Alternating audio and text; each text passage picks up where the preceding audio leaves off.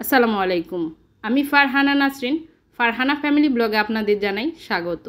আজকের পর্বে আমি হাজির হলাম chocolate hot milk cake recipe নিয়ে। চলুন তাহলে দেখে নিই কীভাবে চকলেট হট মিল্ক কেক তৈরি করতে হয় সেই রেসিপিটি। চকলেট হট মিল্ক কেক তৈরি করার জন্য একটি বাটিতে আমি নর্মাল তাপমাত্রায় থাকা 2টা ডিম নিয়ে নিলাম। এখন আমি এই ডিম 2টাকে একটি ইলেকট্রিক বিটার দিয়ে বিট করে নিচ্ছি।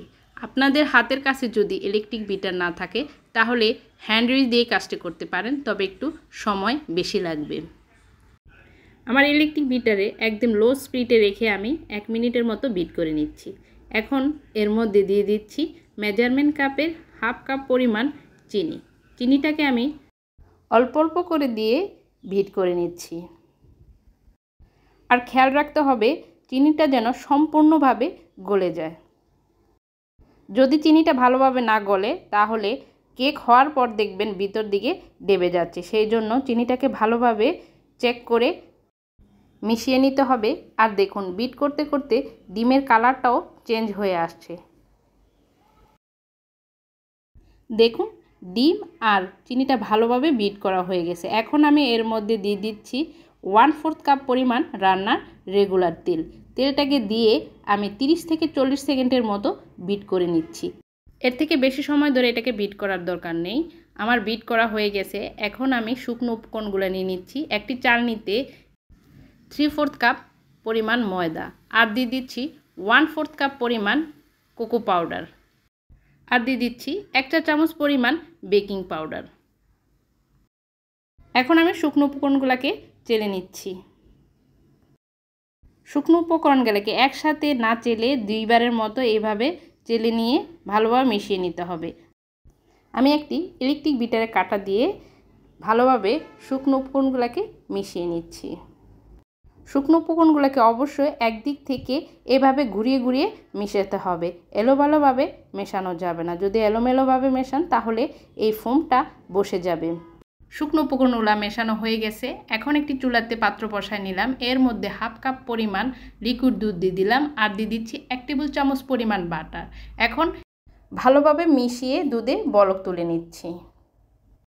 দেখুন দুধে বলক চলে আসছে। এখন আমি চুলাটাকে বন্ধ করে 1 মিনিটের মতো এটাকে ঠান্ডা করে নিচ্ছি।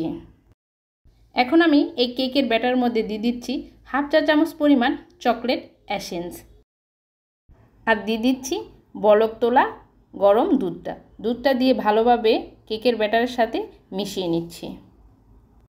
মেশানো হয়ে গেছে। এখন আমি কেক তৈরি করার জন্য একটা 7 ইঞ্চি মোল্ড নিয়ে নিলাম, আর এই মোল্ডের মধ্যে সামান্য পরিমাণ রান্নার রেগুলার তেল দিয়ে ভালোভাবে ব্রাশ করে নিচ্ছি, আর বেকিং পেপার কেটে এর মধ্যে দিয়ে দিচ্ছি। বেকিং পেপার দেওয়ার পরও এটাকে আবার একটু ব্রাশ করে নিচ্ছি। এখন এর মধ্যে কেকের ব্যাটারটা ঢেলে দিচ্ছি। দেখুন কেকের ব্যাটারগুলা ঢালা হয়ে গেছে। এখন আমি কেকের মোল্ডটাকে ধরে ট্যাপ দিয়ে নিচ্ছি, আর একটা শাসলিকের কাঠি দিয়ে কেকটাকে এইভাবে উপর নিচ করে নেড়ে দিচ্ছি। এতে করে অতিরিক্ত বাতাসটা বের হয়ে যাবে। এখন আমি এটাকে ওভেনে বেক করে নিচ্ছি। ওভেনটাকে 180 ডিগ্রি তাপমাত্রায় ওভেনটাকে 5 মিনিট প্রিহিট করে নিয়েছি। 180 ডিগ্রি তাপমাত্রায় 40 মিনিট বেক করে নিচ্ছি। দেখুন বেক করা হয়ে গেছে। এখন আমি এটাকে ওভেন থেকে বের করে নিচ্ছি, আর চাকুর সাহায্যে কেকের মোল্ড থেকে আলাদা করে নিচ্ছি। কেকটাকে আমি মোল্ড আউট করে নিচ্ছি। দেখুন কেকটা একদম পারফেক্টভাবে ব্রেক হয়েছে। আর আমি কেকের পেছন সাইড থেকে বেকিং পেপারটা সরাই নিলাম। এখন আমি এটাকে কেটে দেখাচ্ছি ভেতরটা কেমন হলো। আমি এই কেকটাকে গরম গরম কেটে নিচ্ছি। আপনারা চাইলে এটাকে ঠান্ডা করে তারপরে কেটে নিতে পারেন। আশা করছি আমার আজকের রেসিপিটি আপনাদের কাছে ভালো লেগেছে। ভালো লাগলে অবশ্যই ফ্যামিলি মেম্বারদের এইভাবে তৈরি করে খাওয়াবেন।